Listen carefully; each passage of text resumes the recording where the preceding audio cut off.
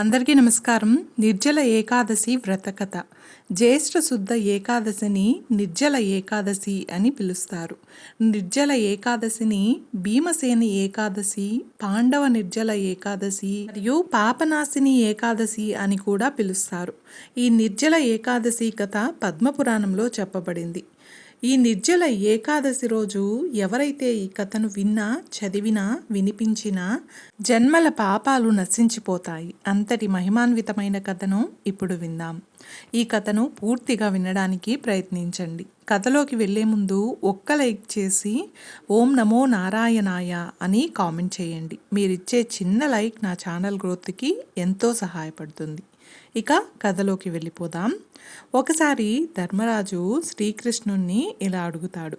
శ్రీకృష్ణ, జనార్దన, జ్యేష్ఠ మాసంలో శుక్లపక్షంలో వచ్చే ఏకాదశి గొప్పతనాన్ని గురించి వినాలని ఉన్నది, సవివరంగా వివరించు అని ప్రార్థించాడు. అతని మాటలు విన్న శ్రీకృష్ణుడు ధర్మరాజుతో ఇలా చెప్పాడు. ధర్మనందన, నేను చాలా ఏకాదశుల మహత్యాలను గురించి చెప్పాను. ఈ ఏకాదశి మహత్యాన్ని వేదవ్యాస మహర్షి వివరిస్తాడు. అతను సమస్త తత్వములను తెలిసినవాడు, వేదాంగములను సంప్రదాయబద్ధంగా రక్షించినవాడు, ధర్మాచరణ పరాయణుడు. కనుక నీవు ఈ ఏకాదశి మహత్యమును ఆయన నోటి ద్వారా వినుట చాలా మంచిది అని ధర్మరాజుతో శ్రీకృష్ణుడు చెప్పాడు. అప్పుడు వేదవ్యాసుడు ధర్మరాజుతో, నీవు విన్నట్టి మానవ ధర్మములను కానీ, వేదముల యందు చెప్పబడిన ధర్మమును కానీ కలియుగంలోని మానవులు ఆచరించలేరు. వారికి శక్తి చాలా తక్కువ ఉంటుంది. ఓ కుంతి కుమారా, నీవు చాలా బుద్ధిమంతుడవు. చెప్పిన విషయమును చెప్పినట్లుగా చక్కగా అర్థం చేసుకోగలవు.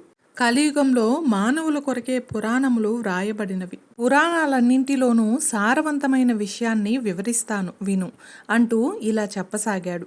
ప్రతి నెలలోనూ శుక్లపక్షము, కృష్ణపక్షము అని 2 పక్షములుంటాయి. ఆ రెండింటిలోనూ 2 ఏకాదశులు వస్తాయి. ఆ 2 ఏకాదశుల యందు ఉపవాసం ఉండి మరునాడు ఉదయమున దొరికినన్ని పువ్వులతో కేశవుణ్ణి పూజించాలి. ద్వాదశి నాడు తన శక్తికి అనుసరించి బ్రాహ్మణులకు భోజనం పెట్టిన తర్వాత యజమాని భోజనం చేయాలి. ఈ ఏకాదశి వ్రతము జీవించి ఉన్నంత కాలము ఆచరిస్తూనే ఉండాలి. నీవు పురుషులలో శ్రేష్ఠుడవు కనుక నీవు ఆదర్శప్రాయుడవై ప్రజలకు ఆచరించి చూపాలి. స్వర్గమునకు వెళ్ళదలుచుకున్న వారందరూ కూడా నిస్సందేహంగా ఈ వ్రతాన్ని ఆచరించాలి. శక్తి లేని వారు, రోగగ్రస్తులకు ఈ నియమము లేదు.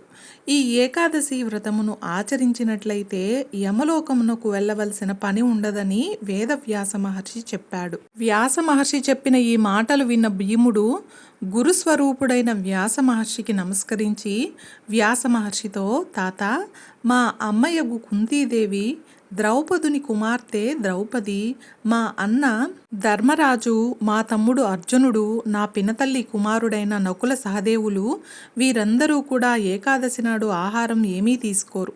నన్ను కూడా వారు ఏకాదశి నాడు ఏమీ తినవద్దని ఉపవాసం ఉండు అని చెప్తూనే ఉంటారు. అప్పుడు నేను వారితో, నేను ఆకలికి ఓర్చుకోలేను, ఏ వస్తువును దానం చేయమన్నా శాస్త్ర ప్రకారం చేయగలను కానీ ఉపవాసం ఉండలేను అని చెప్పేవాడిని. కేశవుణ్ణి ఏ విధంగా పూజించమని చెప్తే ఆ విధంగా పూజించగలను.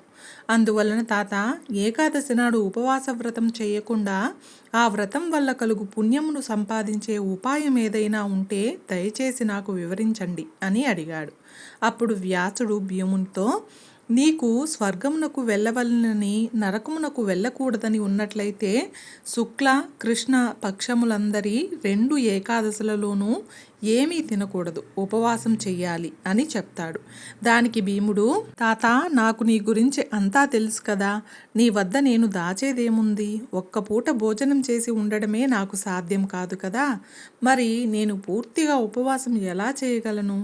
అగ్ని నా పొట్టలో నిరంతరం మండుతూనే ఉంటుంది, నేను ఆకలికి తట్టుకోలేనయ్యా అన్నాడు. కాబట్టి నాకు ఏదో ఒక ఏకాదశి మాత్రమే చెప్పు. ఆ ఒక్క ఏకాదశి నాడు మాత్రమే ఉపవాసం ఉంటే 24 ఏకాదశులలో ఉపవాసమున్న ఫలితం నాకు రావాలి అన్నాడు భీముడు. ఏదో విధంగా ఆ ఒక్క ఏకాదశి నాడు అతి కష్టం మీద ఉపవాసం ఉంటానని చెప్తాడు. అతని మాటలు విన్న వ్యాసుడు భీమునితో, భీమసేన, నీవు ధర్మరాజంతటి వాడివి, పైగా యువరాజు. మనుధర్మ శాస్త్రము మొదలైన వాటిలో చెప్పిన ధర్మములను విన్నావు కదా, వేద ధర్మములను కూడా విన్నావు. రాబోయే కలికాలంలో కూడా మానవులు ఈ ధర్మములను పాటించలేరు. వారంతా శక్తిహీనులు. తక్కువ శ్రమతో ఎక్కువ ధనం ఖర్చు కాకుండా సులభంగా ఆచరించే ధర్మాలు ఉపాయాలు కావాలి. వారికి పురాణాలన్నింటిలోనూ సారము ఇదేనయ్యా. 2 పక్షములు ఏకాదశిలలోనూ తినకూడదు. అంతకన్నా సులభమైన ఉపాయం ఇంకొకటి ఏదీ లేదు. దీనికి ఖర్చు ఏమీ ఉండదు, ఎక్కువ శ్రమ పడేదీ లేదు. నీ మంచి కోరి చెప్తున్నాను. ఏకాదశి నాడు ఏమీ తినని వాడు నరకానికి వెళ్ళడు అని చెప్పాడు. వ్యాస మహర్షి మాటలు విన్న భీముడు 1000 ఏనుగుల బలం కలవాడు భీముడు. అయినా భయపడుతున్నాడు. ఇక మహర్షితో భీముడు ఇలా అన్నాడు. తాత, నీవు 1,00,000 సార్లు చెప్పినా కూడా నేను ఉపవాసం చేయలేను. అదీ కాకుండా ఎక్కువ పుణ్యమును కలిగించే వ్రతం ఏదైనా ఉంటే చెప్పు. నీవు సర్వసమర్థుడవు కనుక నాకు అనుకూలంగా ఉండే వ్రతం ఏదైనా ఉంటే చెప్పు. ఆ వ్రతాన్ని చేయడానికి ప్రయత్నిస్తాను. ఉపవాసం మాత్రం ఉండలేను అని చెప్పాడు. దానికి మహర్షి, భీమసేన, నీవు సంవత్సరం మొత్తంలో ఉండే 24 ఏకాదశులు ఉపవాసం చేయవద్దు. జ్యేష్ఠ మాసంలో శుక్లపక్షంలో వచ్చే ఏకాదశి నాడు మాత్రం మంచినీరు కూడా త్రాగకుండా ఉపవాస వ్రతం చెయ్యి. స్నానము, జపము ఈ రెండింటికి నీటిని ఉపయోగించు. ఈ రెండింటికి తప్ప ఇంకా వేటికి నీటిని ఉపయోగించకూడదు. ఒకవేళ అదే పనిగా ఉపయోగిస్తే వ్రతభంగం అవుతుంది. ఏకాదశి నాటి సూర్యోదయం నుండి ద్వాదశి నాటి సూర్యోదయం వరకు నీటిని ఉపయోగించకుండా ఉండాలి. ఈ విధంగా వ్రతం చేస్తే 12 ఏకాదశులు వ్రతం చేసిన ఫలితం లభిస్తుంది. ద్వాదశి నాడు స్వచ్ఛమైన ప్రభాత సమయమునందు స్నానం చేసి బ్రాహ్మణులకు జలదానము, సువర్ణ దానములను శాస్త్రములనందు చెప్పబడిన విధంగా చేసి బ్రాహ్మణులతో పాటు తాను కూడా భోజనం చేయాలి. అన్ని వ్రతముల యందు ఇంద్రియ నిగ్రహం కలిగి ఉండవలెను. ఈ విధంగా చేసిన మానవుడు ఎంతో భోగాన్ని అనుభవిస్తాడు. భీమసేన, ఈ విధానం అనుసరించి వ్రతం చేసిన వ్యక్తికి 1 సంవత్సరంలో ఎన్ని ఏకాదశులు ఉన్నాయో అన్ని ఏకాదశులు ఉపవాసం ఉన్న ఫలితం కలుగుతుంది. ఇందులో ఎటువంటి సందేహము లేదు. ఎందుకనగా ఈ విషయము శంఖచక్ర గదాధరుడైన శ్రీ మహావిష్ణువే చెప్పాడు. జ్యేష్ఠ మాసంలోని శుక్లపక్షంలో వచ్చే ఏకాదశి నాడు వ్రతం ఆచరించినందువల్ల సమస్త తీర్థములు సేవించిన పుణ్యము, సమస్త దానములు చేసినందువల్ల కలుగు పుణ్యము కలుగుతాయి. ఏకాదశులలో ఉపవాసం చేస్తే పుణ్యం లభించడమే కాక ధనధాన్య సంపదలు వృద్ధి పొందుతాయి. పుత్ర సంతానం కలుగుతుంది. శరీరమునందు ఆరోగ్యం లభిస్తుంది. నేను చెప్పిందంతా సత్యమే, కొంచెం కూడా అబద్ధం లేదు. సాధారణంగా మానవుడు మరణించే సమయంలో భయంకరమైన పెద్ద పెద్ద శరీరాలతో, ఇనుప దండాలతో, పాశములు ధరించిన యమదూతలు కనిపిస్తారు. ఈ ఏకాదశి రోజు ఉపవాసం చేసిన వారికి యమదూతలు కనిపించరు. వారికి విష్ణుదూతలు దర్శనమిస్తారు. విష్ణుదూతలు సౌమ్యంగా ఉంటారు. పట్టు వస్త్రములు ధరించి చేతిలో చక్రములు పట్టుకొని మనోవేగంతో సంచరిస్తూ విష్ణు భక్తులు కనిపిస్తారు.